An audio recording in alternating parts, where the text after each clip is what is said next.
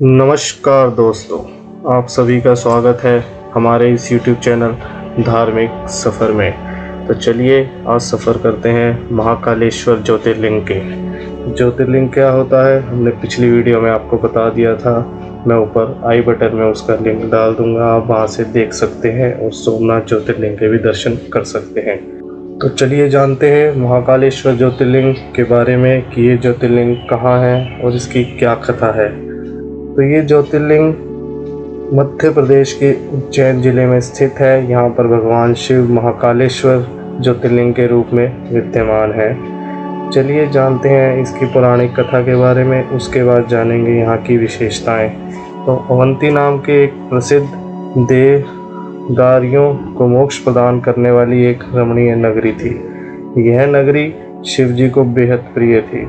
उस नगरी में एक श्रेष्ठ ब्राह्मण रहते थे। यह ब्राह्मण वैदिक कर्मों के लिए अनुष्ठान करते थे, साथ ही शुभ कर्म पुराणे वेदों के अध्याय में भी संलग्न करते थे।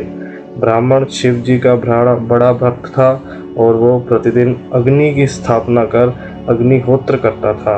यही नहीं, वह रोज पार्थिव शिवलिंग बनाकर उसकी आराधना करता था। इस ब्राह्मण का नाम वेद प्रिय था। वह हमेशा ज्ञान अर्जन करने में लगा रहता था और यही कारण है कि उस ब्राह्मण को उसके कर्मों का पूरा फल प्राप्त हुआ था। एक बार रतनमाल पर्वत पर दूषण नामक का राक्षस रहता था। उसे ब्रह्मा जी से एक वरदान मिला था, जिसे पाकर धर्म तथा धर्मात्माओं पर आक्रमण कर दिया। इसे बाद उसे उज्जैन के ब्राह्मणों पर आक्रमण करने के लिए भी योजना बनाई और चढ़ाई कर दी। अवंती नगर के ब्राह्मणों को उसने परेशान करना शुरू कर दिया। उसने ब्राह्मणों से धर्म कर्म का कार्य रोकने के लिए कहा, लेकिन ब्राह्मणों ने उसकी एक न मानी। ब्राह्मण पूजा में इतने ज़्यादा लीन हो गए कि उन्हें राक्षस द्वारा किए गए आक्रमण का कोई प्रभाव नहीं पड़ा। राक्षस भी उन्हें लगातार परेशान करते रहे। ब्राह्मण ने शिव शंकर से प्रार्थना करना शुरू कर दिया। राक्षस के अत्याचार देख भगवान शिव बहुत ज़्यादा नाराज़ हो गए और एक बार फिर से जब उन्होंने ब्राह्मण पर हमला किया तो धरती फाड़कर महाकाल के रूप में भगवान शिव प्रकट हो गए। शिव जी ने उस राक्षस को चेतावनी भी दी, लेकिन राक्षस ने इन पर कोई ध्यान नहीं दिया और वो हमले के लिए तैयार था। इससे भगवान शिव नाराज हो गए और अपनी एक ओंकार से ही दूषण को भस्म कर दिया। फिर शिव ने भक्तों से वरदान मांगने को कहा।